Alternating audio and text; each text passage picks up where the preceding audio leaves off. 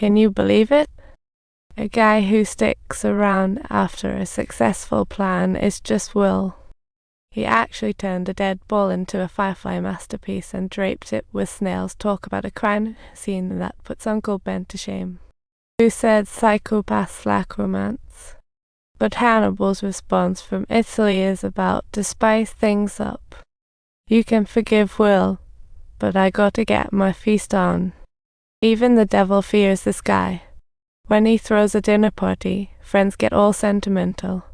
He serves his guests with heartfelt generosity, literally.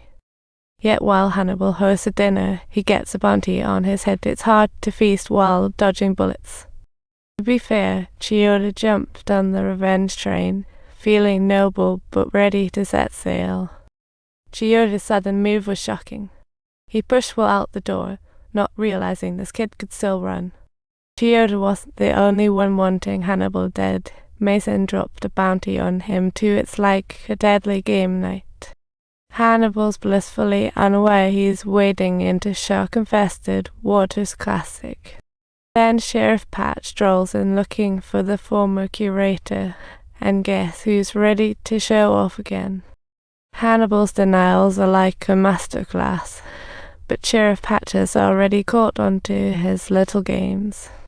Hatch realizes the man before him is the infamous Florentine devil. Someone's got a keen eye. Hatch contacted Mason via the dark web, ready to serve up some consequences to Hannibal. Hannibal's prey is about to become the bait, and Mason promises a high price for him alive. To cash in, Patch agrees to Mason's harsh terms, proving he's sailing into uncharted waters.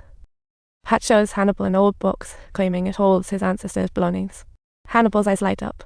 Fingerprints on the handle catch Patch's attention like a moth to a flame, but time's a-wasting. Hannibal pulls out an old wooden arrow with Patch's ancestors' name on it. Troops drop the truth bomb. Hannibal warns Patch that his ancestor met Greed's end, but guess who's not listening?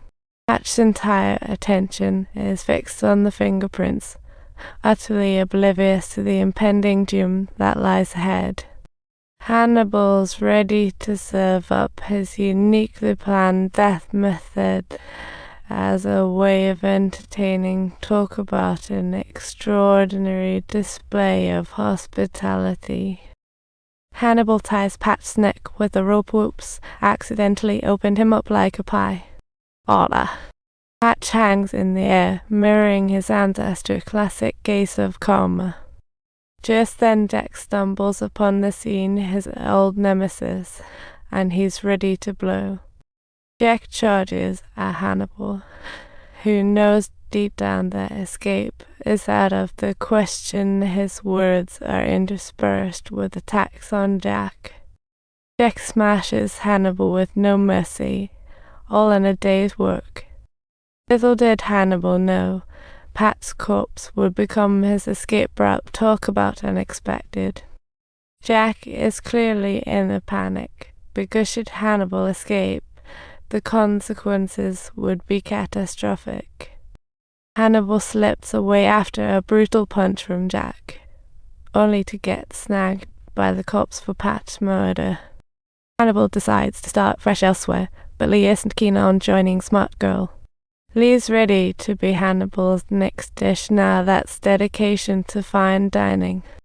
But what Hannibal is truly concerned about? Well, the one who is haunting his dreams and tugging at his heartstrings. At this very moment, Will and Jack are scheming how to send Hannibal packing into the depths of oblivion. With the feds snatching their special status, they are totally in a bind.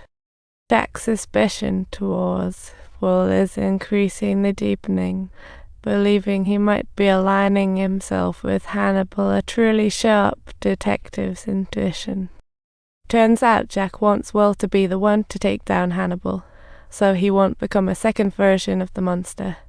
They manage to locate Hannibal's residence, but to their surprise, it's only Lee there. What an unexpected twist. Lee claims to be a victim, but gets seen through. She's quite the little witch. With no evidence, it's a classic case of cat and mouse. The agents investigating Hannibal have already fallen for Mason's bounty trap. Poor souls. Jack warns him not to fall for money's charm, but this dude Giscos' greed is real. Jack knows he must catch Hannibal before more innocent lives are sacrificed. But Hannibal isn't fleeing Florence. Instead, he's calmly sitting before a masterpiece, savoring the art. Will's now the god of the west wind in the painting, while Lee's the earth goddess. Talk about dramatic. Hannibal's schemes are merely commencing, and Will is charging in front of him, fueled by the strength of his love. Hannibal invites Will over for a visit. What's on the menu and in store this time? Their fate, friend or foe, lies solely in Will's hands. What a cliffhanger. Meanwhile, Chiyoda lurks on a rooftop. His mission to protect Hannibal is fueled by love's fury. But as he watches Will make his choice, he accidentally lets go of his bow and arrow, creating a mishap. When Will wakes up again, he's at the dining table. He's in for some unexpected choices. Hannibal's mood grows complicated, and what Will choose? Don't forget to subscribe.